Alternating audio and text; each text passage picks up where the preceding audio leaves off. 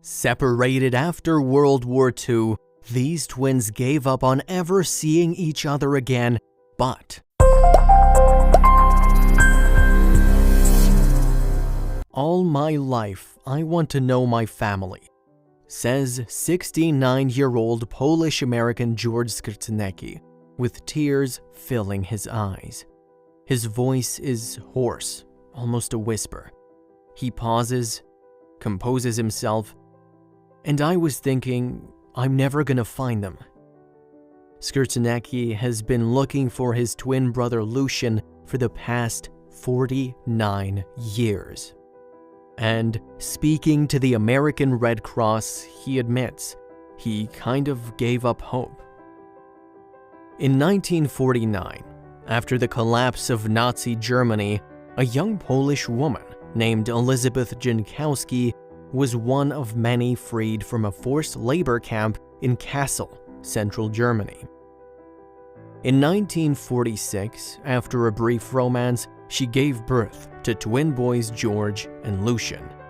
But sadly, the young single mother developed a severe heart condition in 1947. Elizabeth was checked into a local hospital, and the boys were sent more than 150 miles south to a children's center for displaced people in Aglasterhausen. As Elizabeth's condition worsened, the boys were relocated even further to southwestern Poland, first to Katowice and then to an orphanage in Rybnik. Months later, Elizabeth's condition improved, and she began looking for George and Lucian. Desperate to be reunited with her twin sons, she requested a Red Cross family tracing case. However, as a struggling single mother, Elizabeth was informed by welfare authorities that the boys had been repatriated through the Polish Red Cross and that she couldn't have them back. Soon afterwards, George and Lucian were adopted by different families and went their separate ways. In 1965, at the age of 17, George Skrzynecki, his adoptive name, found a letter from his biological mother and several official birth documents. To his shock, he discovered that he had been adopted. Even more upsettingly, the documents also revealed that George had a twin brother.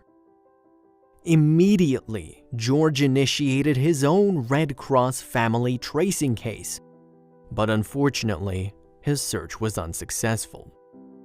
Upset by the news and his adoptive parents' decision not to tell him he had a brother, George decided to move to the US to escape Poland. George settled in California, where he planned to start a new life, but still he felt incomplete. Desperate for any contact with his biological family, George tried another Red Cross search from the US, but again, he was unsuccessful. Heartbroken, George got on with his life. For 70 years, I live with unknown things, he explains to the American Red Cross. And I was thinking, I'm never going to find it. Meanwhile, Lucian grew up in Poland as Lucian Poznański. And lucky for him, his adoptive mother had such a big heart and was so full of love.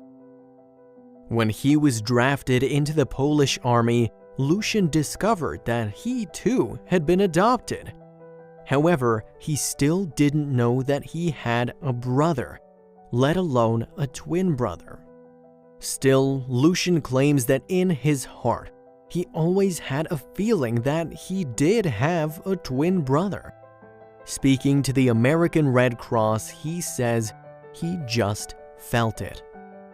Troubled by these thoughts, Lucian visited his old orphanage back in Rybnik in 2014, and to his amazement, he discovered that he did in fact have a twin brother. Desperate to find out more, Lucian turned to the Polish Red Cross for help, and another tracing case was initiated. It felt like I was dreaming, he explains. Reaching out to their global networks, the Polish Red Cross sent the case to Lisa Gali, then the American Red Cross Senior Associate of Reconnecting Families in Washington, D.C. Sifting through the Red Cross's newly digitized records, Gali stumbled across an exciting new lead. Lucian's information matched a tracing case she had on file, a case initiated by a certain George Skrzynecki who lived in California. Immediately, Gali connected the two brothers, and a reunion was arranged at Poland's Warsaw airport. Lucian described the news as the first such happiness in his life. Shortly before the scheduled meeting, George told the American Red Cross that he couldn't wait to hug Lucian and give him a big kiss. Fighting back tears, George describes the moment he found out about Lucian. For a while, I couldn't stop crying. Then the despair on his face turns to joy. As you can imagine, George and Lucian's reunion was pretty special. The kind of moment that makes you numb and full of hope at the same time. The sadness and tragedy of the past eclipsed by the sheer joy and happiness of the present. They kissed, they cried, they hugged, they laughed, they trembled. And they cried some more. As Lucian says to George, "My heart is overwhelming with joy to welcome you to Polish soil."